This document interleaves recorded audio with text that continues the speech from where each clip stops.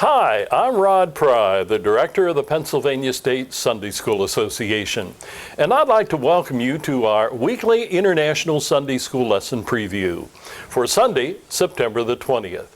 This is the third Sunday in the fall quarter. The overall title for the quarter is Love for One Another.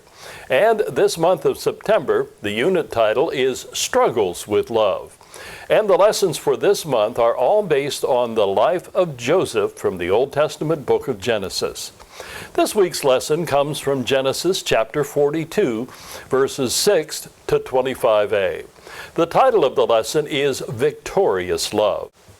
Do you remember that old Jack-in-the-Box toy? They were boxes with a small crank on the side, and when you turned the crank, it played music, and then when it got to a certain place in the song, pop! Surprise! A clown would jump out of the box. Did you ever see a small child with one of those Jack-in-the-Box toys? They will watch excitedly as the music plays, and then when the clown jumps out, they'll jump, giggle, and scream with surprise and delight. And even if you do it over and over again, every time they'll be surprised and excited. Surprises are a part of life, aren't they? We like it when the surprises are something good, but when they're not so good, well, that's a different story, isn't it? This week's Sunday school lesson, based on the life of Joseph, centers around a big surprise in Joseph's life. You'll remember that Joseph was sold into slavery by his brothers when they were jealous of the fact that he was his father's favorite. Once he was a slave in Egypt, he was falsely accused and thrown into prison. But if you remember last week's lesson, Pharaoh had a dream, and Joseph was the only one who could interpret it. The dream foretold 7 years of great harvest followed by 7 years of drought with no crops. Joseph also had a plan to save the country, store up the grain during those 7 good years so that there would be grain available during the 7 years of drought. Pharaoh was so impressed that he put Joseph in charge of the whole program, storing the grain and distributing it later. But Egypt wasn't the only country affected by the drought and famine. Joseph's homeland, Canaan, the land of his father and brothers, was also affected. And Joseph's brothers heard that there was grain available in Egypt. So they traveled there to buy grain, not knowing that they would be dealing with their own brother, the brother that they had sold into slavery many years ago. Verse 6 and part of verse 7 say this: Now Joseph was the governor of the land, the person who sold grain to all of its people. So when Joseph's brothers arrived, they bowed down to him with their faces to the ground. As soon as Joseph saw his brothers, he recognized them, but he pretended to be a stranger and spoke harshly to them.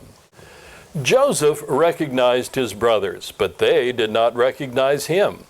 And some might question why Joseph spoke harshly to his brothers. Was he plotting revenge against them? No, it was all a part of a plan, God's plan. And it was a way for Joseph to get to see his younger brother, who had not come along with the other brothers to buy grain, and eventually to see his father, Jacob. Outwardly, Joseph appeared strict and demanding with his brothers, but inside he was greatly distressed and concerned. In fact, later in verse 24, we are told that he turned away from them and began to weep. Joseph was indeed in a position to have the last laugh. He could have taken revenge against his brothers. He could have thrown them all in prison. But instead, he sent all but one of the brothers back home with the grain that they were seeking to get their younger brother. Joseph had the victory, but it wasn't revenge. And as we will see in next week's lesson, when Joseph finally reveals himself to his brothers, it was indeed a victory of love. God's love is always victorious, isn't it? And even today, in the midst of the coronavirus pandemic, God's love continues to shine bright. Today, many people are anxious, fearful, and stressed.